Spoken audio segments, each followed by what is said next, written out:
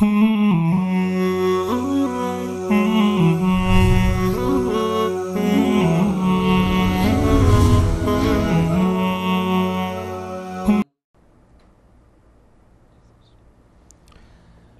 لله والصلاة والسلام على رسول الله و علی آله و صحبه و موالاه.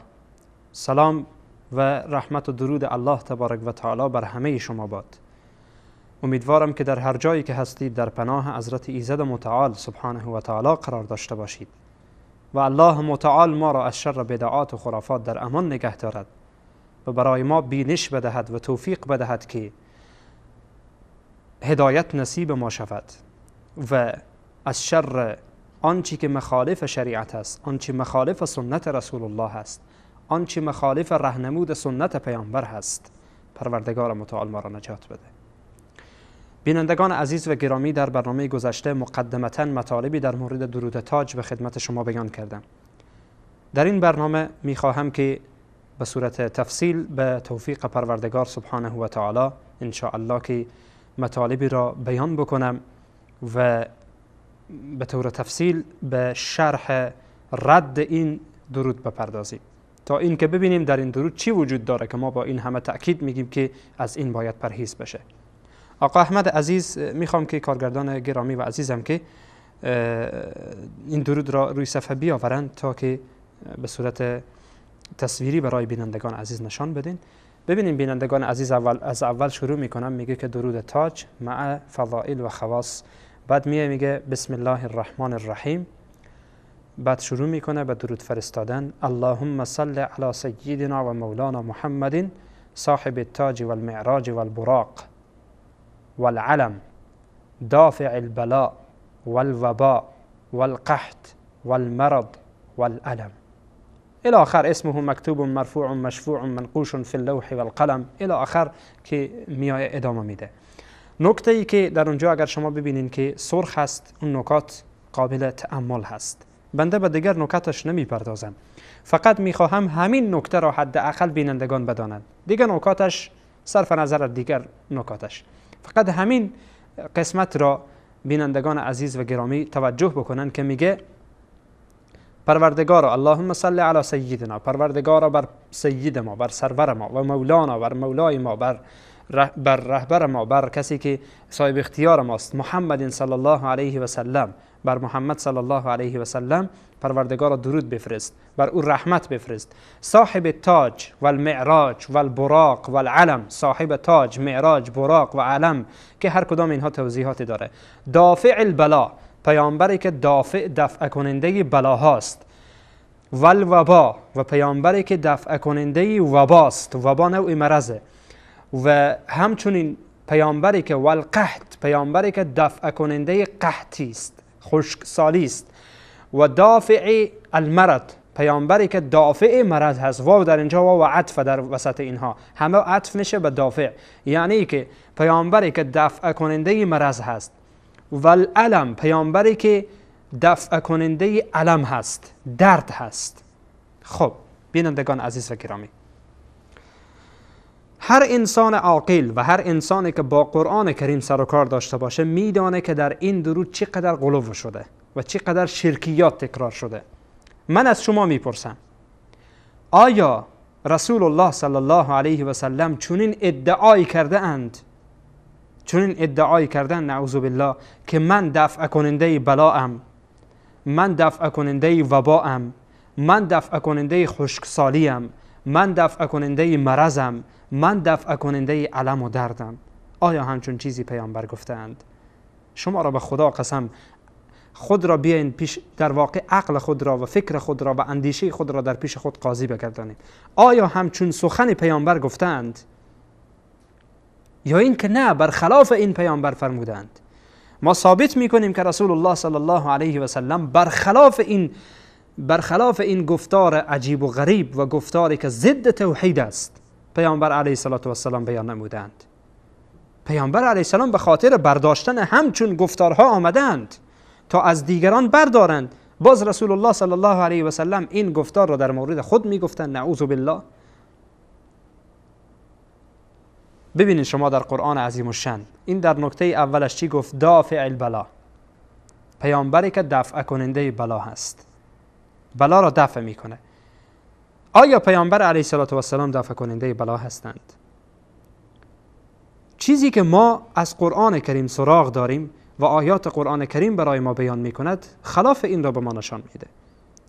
الله سبحانه و تعالی در سوره مبارکه اعراف آیت 188 میگه که قل لا املک لنفسی نفعا ولا ضرا الا ما شاء الله. توجه کنید بینندگان، حتی پیامبر دفع ضرر و نفع و جلب نفع را برای خودشان اختیار ندارند، چی برسه برای دیگران که دفع بلا از دیگران بکنن. الله سبحانه و تعالی میگه که ای پیامبر بگو، قل ای پیامبر بگو که من پیامبر صلی الله علیه و سلم لا املک لنفسی، برای خودم اختیار ندارم، برای خودم اختیار ندارم که نفعا ولا ضرا، نه نفع را نه ضرر را. نمیتوانم که نفع برای خودم برسانم و نمیتوانم که ضرر را از خود دفع بکنم، بلای را از خود دفع بکنم. بینندگان عزیز، قرآن کریم به صورت واضح و آشکار عقیده ما را بیان میکنه. لا املک لنفسی نفعا ولا ضرا الا ما شاء الله، مگر آنچه را که خدا بخواهد از من دفع کند، مگر آنچه که خدا بخواهد برای من نفع برساند. من نمیتوانم از خودم چیزی را دفع بکنم یا چیزی را برای خودم جلب بکنم. پس توجه داشته باشید. همچنین پروردگار سبحانه و تعالی در سوره مبارکه یونس میگه که و این یمسسک الله بضر فلا کاشف له الا هو. خب توجه کنید، به پیامبرش میگه ای پیامبر صلی الله علیه و سلم و این یمسسک الله، اگر از جانب خدا برسد برای تو بضر، ضرری برای تو برسه، فلا کاشف له الا هو، این ضرر را کسی نمیتونه کشف بکنه، این ضرر را کسی نمیتونه دفع بکنه، رفع بکنه مگر الا هو، مگر ذات اقدس الهی. پیامبر از خود نمیتوانند دفع ضرر بکنند، دفع بلا بکنند. چگونه میتوانند از دیگران دفع بلا بکنند؟ حالا پی بردید بینندگان عزیز که مشکل در کجاست؟ این در سوره مبارکه یونس الله سبحانه و تعالی به طور صریح میگه، سوره یونس آیه 107 و این یمسسک الله بضر فلا کاشف له الا هو و این یردک بخیر فلا راد لفضله. اگر خداوند متعال برای تو اراده خیر بکنه، کسی نمیتونه که اون را رد بکنه، کسی نمیتونه اون را برطرف کنه، بلکه پروردگار خواسته باشه به تو خیری برسانه، خلاص او خیر میرسه. پس بنابراین ای بینندگان عزیز و گرامی، این نکته اولش. نکته دوم، این در اینجا ادعا شده که پیامبر صلی الله علیه و سلم دفع کننده وبا هستند، مریضی هستند. یک نوع مریضی هست وبا. میگه که دافع البلاء والوباء والقحط والمرض والالم. اونجا را توجه بکنین. نکته ای که والوبا گفت و مرض و علم، آیا پیامبر علیه السلام دافع و دفع کننده و از بین برنده مریضی، درد و وبا هستند؟ این رو از قرآن کریم سوال میکنیم. قرآن کریم ببینیم برای ما چی جواب میده.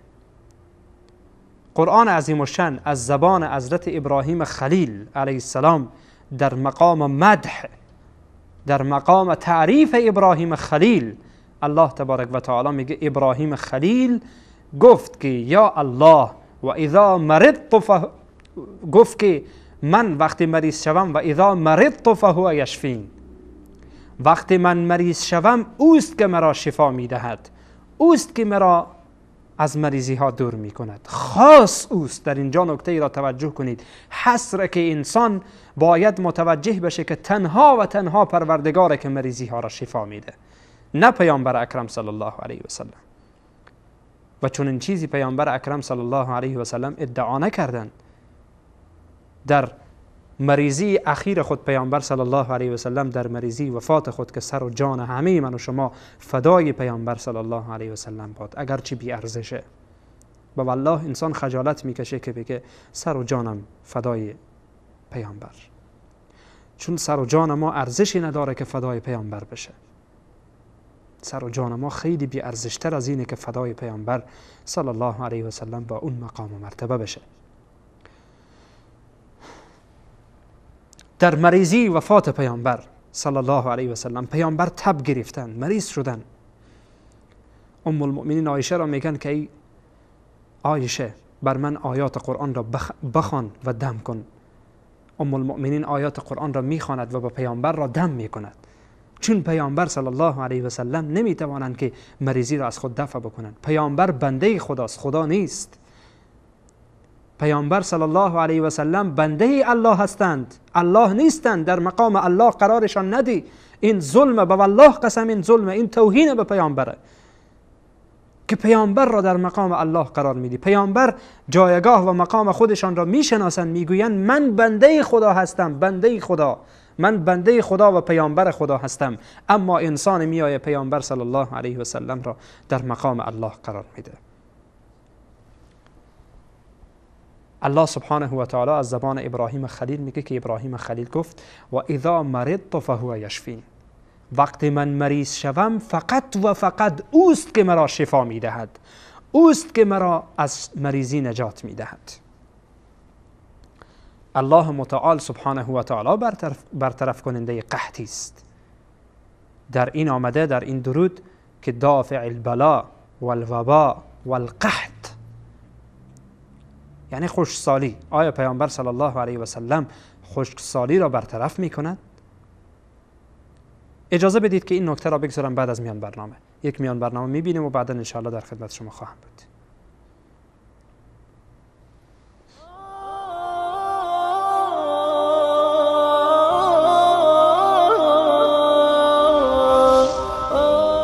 وصال حق، گامی در راستای بیداری.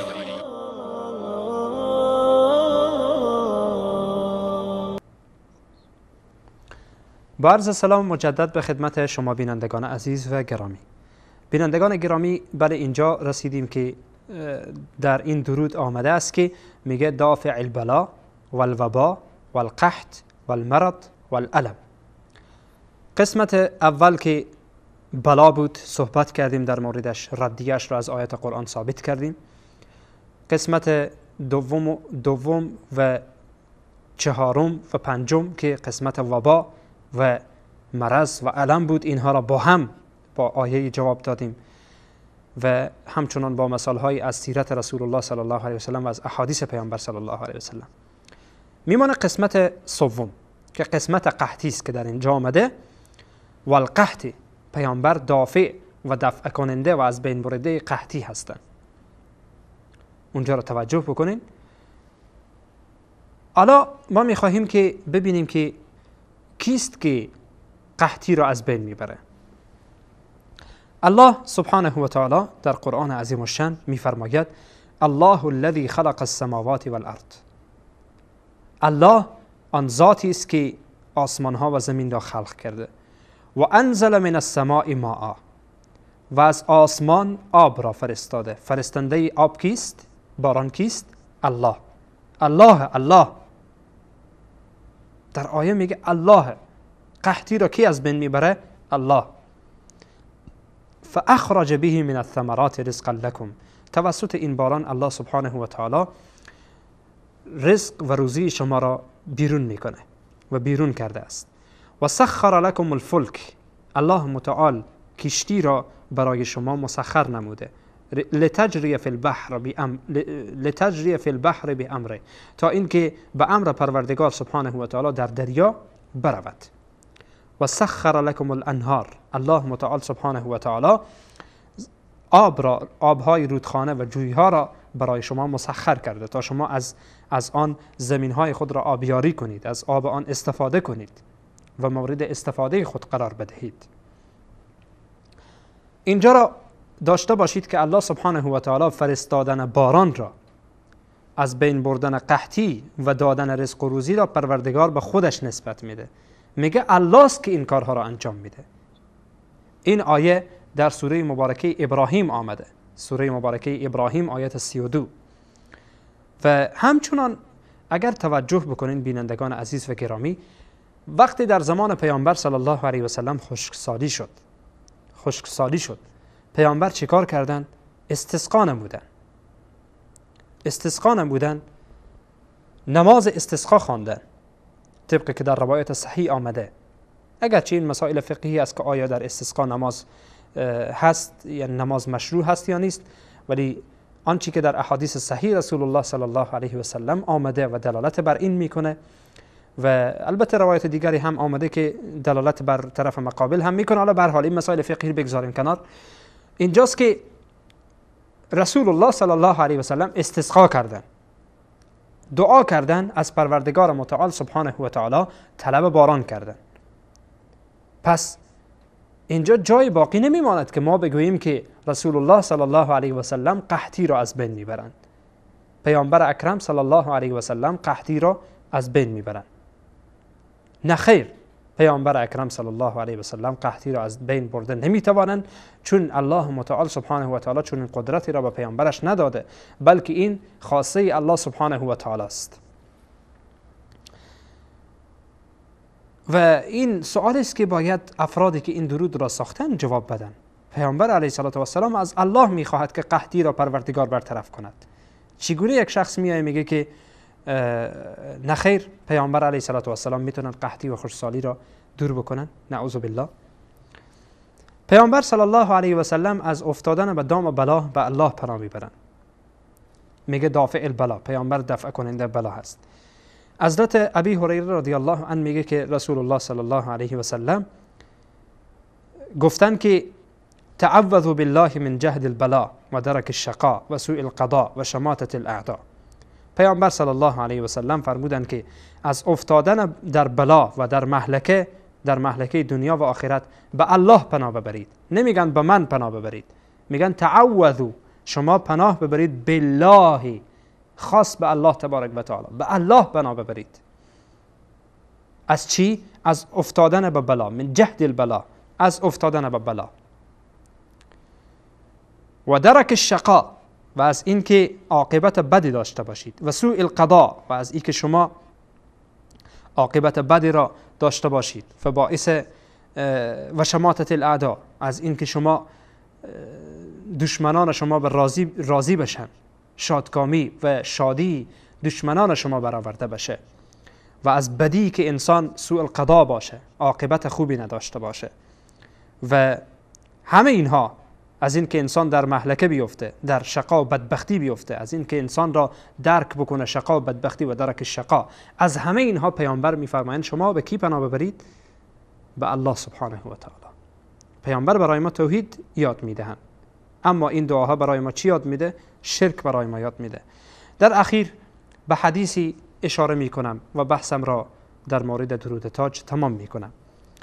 رسول الله صلی الله علیه و سلم میفرمایند، اگرچه در باب غلو هم این حدیث را گفتم در چند برنامه گذشته، پیامبر صلی الله علیه و سلم میفرمایند لا تطرونی کما اطرت النصارى ابن مریم علیه السلام فانما انا عبده فقولوا عبد الله و رسوله. پیامبر میفرمایند در مورد من غلو نکنید، زیاده روی نکنید، بلکه بگویید که من بنده خدا هستم، بگویید که بنده خدا و رسول خدا. این گونه بگویید، نگویید یا دافع البلاء والوباء والقحط والمرض والالم. اینجوری نگویید، بگویید من بنده خدا هستم و رسول خدا هستم. به این اعتراف کنید. و الله سبحانه و تعالی پیامبرش را در مقام بندگی در چندین جا الله سبحانه و تعالی بیان میکنه. تبارک الذی نزل الفرقان علی عبده، سبحان الذی اسری بعبده، و آیات فراوانی در قرآن عظیم الشأن هست که الله سبحانه و تعالی پیامبرش را بنده خود میخوانه، نه شریک خود، نعوذ بالله. این موضوعاتی بود که در مورد این درود گفته شد. امیدواریم که بینندگان عزیز و گرامی به این توجه بکنن و اگر کسایی تا به حال این درود را استفاده میکردن، از همین الان تصمیم بگیرن که دیگه از این درود دوری بکنن. و امیدوارم که بینندگان عزیز و گرامی، بنده از گردنم گشتاندم، از گردنم دور کردم در مورد افرادی که فعلا میشنوند. حالا بر گردن شماست که برای دیگران برسانید. برای دیگران برسانید و آنها را از خطر همچون دعاها و وردها آنها را برحذر بدارید و متوجهشان کنید. همه شما را به الله پاک بی همتا میسپارم. الله سبحانه و تعالی یار و مددگار همه من و شما باشد. السلام علیکم و رحمت الله و برکاته.